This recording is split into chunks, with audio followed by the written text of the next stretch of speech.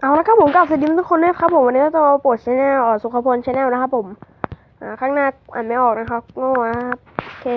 ก็สำหรับชแนลนี้ทำไมครับเล่นไมครับนะครับผมไมครับก็พวกเล่นเกมอื่นๆนะครับที่ไม่ใช่ไมครับแล้วก็พวกเกมออนไลน์นะที่ไม่ใช่ไมครับเช่นเดียวกัน